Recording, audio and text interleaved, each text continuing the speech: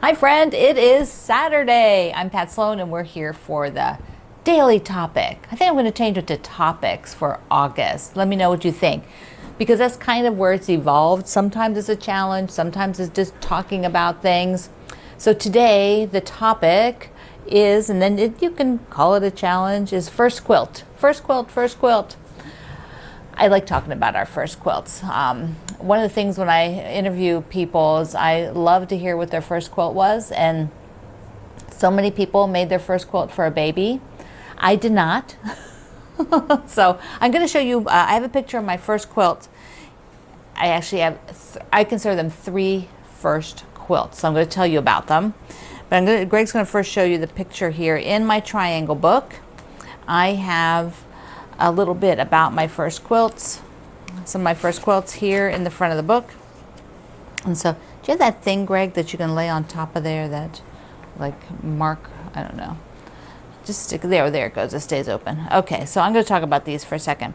So on my website, I have a story about this quilt, the first quilt, and I'll link you below here to that if you haven't read it yet.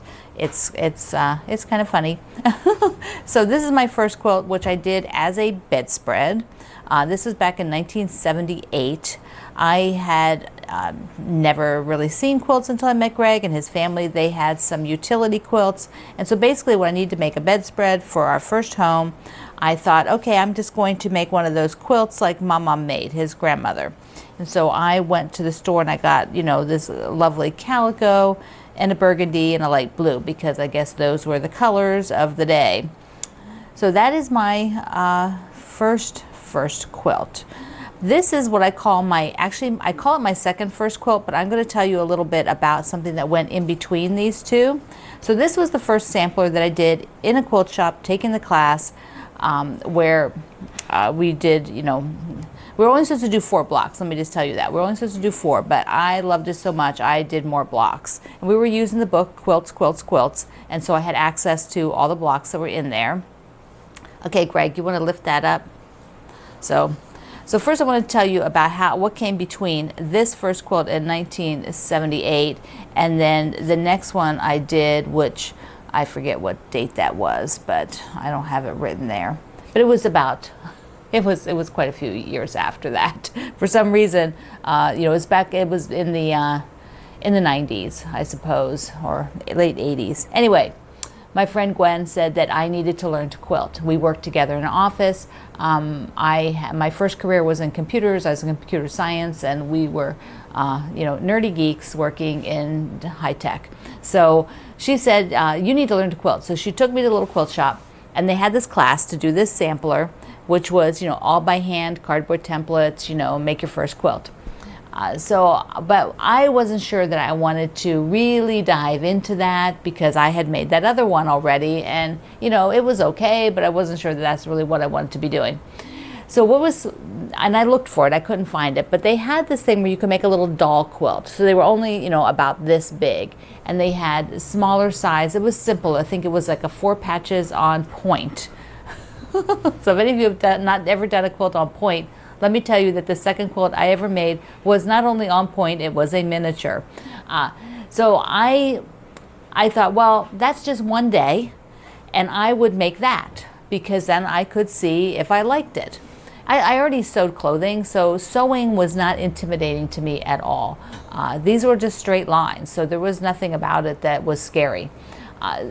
So I signed up for this class, and it said you had to bring a little piece of fabric. Well, I made clothing. I didn't have quilting cotton. I didn't even have any probably drapery fabric or pillow fabric left over or anything like that. I just really didn't have any quilting cotton. So they had a basket of little, I guess they're probably fat quarters, rolled up, and they were on sale, which means they probably were, to me, they looked ugly. So I picked 2 ugly ones. Why? But I can so clearly remember saying to myself, well, I'm going to get these sale ones that are ugly and take this one-day class and decide if this is good. Like, I do not recommend picking the ugly fabric to see if you like something, you know, because you're not going to like the fabric. I know I made 2 of them, and I gave one to my niece who was about, you know, a year and a half old for her doll babies. And then I did keep the other one, and it is somewhere upstairs. I just couldn't find it. So I made that, and then I thought, okay, I can do this. This seems kind of fun. So that was on the sewing machine. So I dived in, took the all by hand cardboard template, learned to quilt class, and it was just marvelous. I loved it. It was probably many years before I actually made a baby quilt. Although many of you, I bet, will tell me your first quilt was a baby quilt. I know, I just read that in my group at Facebook just yesterday. I think somebody said they're making their first quilt and it was a baby quilt. So tell me about your first quilt. If you have pictures, bonus, I want to see them. And I will link you below to the story about my first bedspread. Okay, so on your calendar today, I had to talk about the cross stitch. And I know I already talked about it the other day, so I'm just going to show it to you again. Plus, I have two other cross stitch patterns I'm going to show you. So this is the primitive cross stitch, which you can do one a month, or you can do all of these together, like it's one a month. And you can buy it as a single, or you can do the club, and then you can make one whole sampler with all 12 of them, which is going to be super cute. But I decided I want them individually so that I could hang them on the stand. And I will be putting some cotton around that, some fabric, and making a cute little quilt out of it. This is what the pattern looks like. And Cindy is sewing these for me. But after this one, I'm not doing the lacy border. We're not going to do the lacy border because it is pretty, but not 12 of those. So this is the only one that will get the lacy border.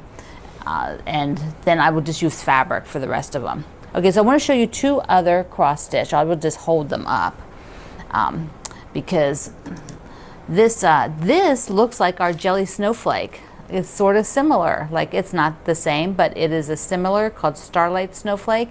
Look how gorgeous that is. I think it's just beautiful. I would love to do that one. I think it'd be really pretty for a pillow. And look, they show you on the back how to do it for different colors. Which one am I going to do? Red, everything red, right? Is there any other color? No, there's not. Okay. Now the other one I want to show you, this hand really does nothing, but I forget that it does nothing, and I keep trying to make it do things. Okay, so here is, I don't know that I showed you this yet, but if you didn't realize and you like to cross stitch, the Bringing Home the Tree, which is the quilt we're going to do so long, there is this really darling cross stitch. And I love those snowflakes in the sky. How cute is that?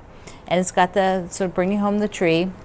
So super darling. And then I just love taking that ornament they did with a little bit of tinsel stuff, little garland stuff at the top of it. I need to try finishing them like this, getting a frame that I can put things in. And last reminder on this is be sure you pick up one of these little sheep needle minders because I just love it. You can tape it to your bag, you can put it with your cross stitch, however you use needle minders with any other thing that you're doing. So I just love that little sheep, and I think everybody should own a little sheep needle minder because it's got a little quilt block on them and everything. Okay, I have, show up on the wall there, Greg. If you didn't see yesterday's, we were doing the morning mugs. So there's the morning mug table runner that my friend Lena made for me. And then behind it is Bringing Home the Christmas Trees. That is starting in the last week in August. So pretty soon I'm probably going to take that down off the wall and put something else up there for us to look at for a little while. But you can get your book and order your fabric. All right, so I have a Q&A. Let me, we're going to stay on sort of history type stuff since I started there with your first quilt. So Sheila asked me if Greg comes from a sewing family and did he really know what he was getting into? Okay, so two things. One, my mother-in-law Madge was a seamstress. She made all her own clothing for a long time. She was very good at making clothing. And so in his family, there was always a sewing machine and always sewing going on. That was part of his mom's doing. You know, she was a maker. She made all kinds of things. She taught them to make bookcases, and she was the Cub Scout leader and all that kind of stuff. So his mom Madge was just not only my best friend, but she was just amazing to do all of these projects, and she taught me a lot about sewing. Now, I quilted before she did, but not much before. Yeah, I was taking the classes with that wonderful sampler, and she told me, she'd always wanted to learn to quilt because her mother had quilted. And she goes, I'm going to wait till I retire. I'm like, no, you're not. If I'm doing this and I'm working a full-time job, you can certainly take classes. So she took classes from Karen K. Buckley, who was in transition from closing her fabric store to going and doing teaching and things like that. So Karen was teaching at a local quilt shop where Madge lived. Okay, so that is part one of did he know what he was getting into? Well, sewing machines were just something, making was something his whole family does. For me, on my side, when he met me, I was doing all kinds of crafts. I did crewel work and embroidery. I took those posters where you colored everything in. I was always making something, and I came to college with a sewing machine because my mother decided I couldn't go to college unless I could have a sewing machine. And so my one at home was on European currency, and so when I went to college, she bought me a new one to take to college. So there you go. And I made my clothing. I made a lot of my clothing. I didn't make it very well, but I made it. So there you go. That's the answer. We are a maker family and always have been. So I'd love to hear about your first quilt. The links are below. You've got to go read the story about mine. It's kind of funny. I hope you like it. Let me know. I love you, and I cannot wait to see it. See you later.